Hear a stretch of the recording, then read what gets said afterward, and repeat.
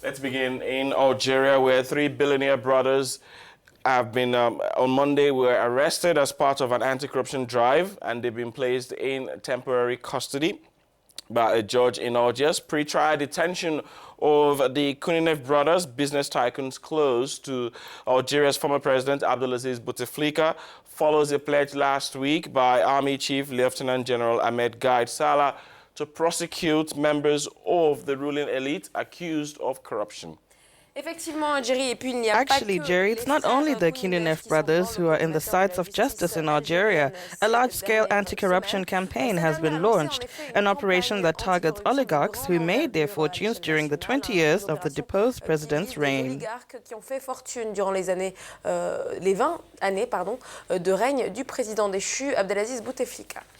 With us now is our correspondent from Algiers, Algeria, Tariq Afid. Tariq, a warm welcome to you. Good morning, Tariq. Bonjour. Good morning, bonjour. Yeah, so in the last days, there's been a wave of arrests of former relatives of former President Bouteflika. What more do you have for us? Tell us, what more do we need to know, Tariq? Effectively, the vice is tightening day after day on the circle of ex-President Abdelaziz Bouteflika. To be more precise, his brother Said's clan. After the billionaire Ali Haddad, arrested a fortnight ago when he tried to leave Algeria via the Tunisian border, it was then the three Kouninef brothers placed in preventive detention.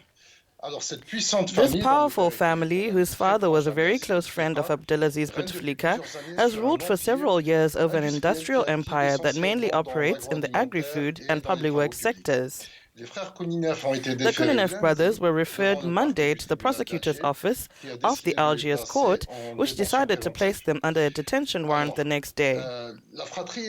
Siblings are prosecuted for non-compliance with contractual commitments in the implementation of public projects, influence peddling with public officials in order to obtain privileges, and misappropriation of land and others.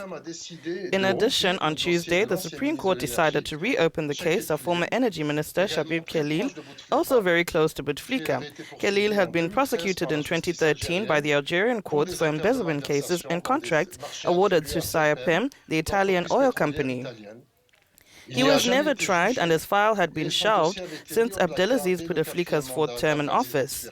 And it is within this framework of this same anti-corruption campaign that the justice system has called for the lifting of the parliamentary immunity of two other personalities close to the Bouteflika family. These are Senators Saïd Barkat and Jamel Oud Abez, who will have to explain their position on the management of a fund of the Ministry of Solidarity.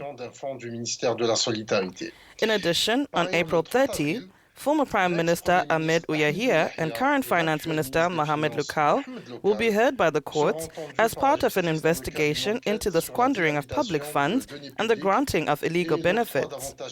The list of officials and businessmen is likely to grow even longer in the coming days.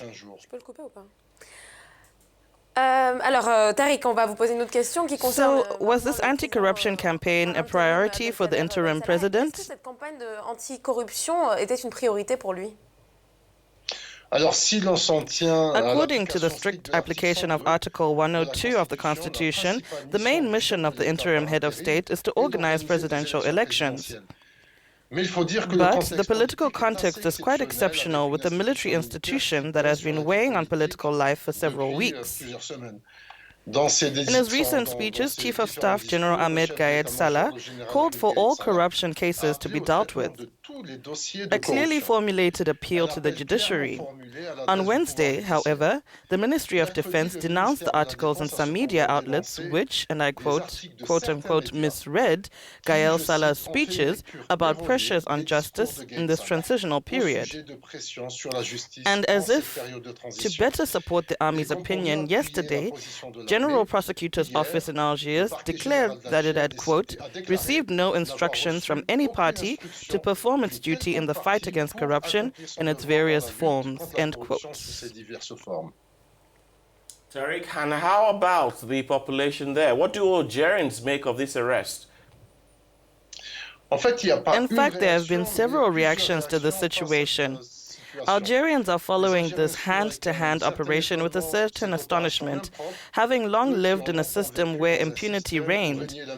Many Algerians have also denounced the preventive detention of businessman Issa Rebrab, who was never close to the Bouteflika clan. Well, that was quite the contrary, since Rebrab, who is at the head of the Sevital group, even suffered from the blocking of its projects during the time of the resigning president. He is being prosecuted for misrepresentation of relating to legal capital transfers abroad and overbilling. There's a feeling of misunderstanding and powerlessness for fear that this anti-corruption campaign will turn into a settling of scores through the courts. But the Citizen Movement Party remains focused on the essential, the immediate departure of the interim head of state, the Prime Minister and his government, as well as the settlement of the current crisis through a political solution.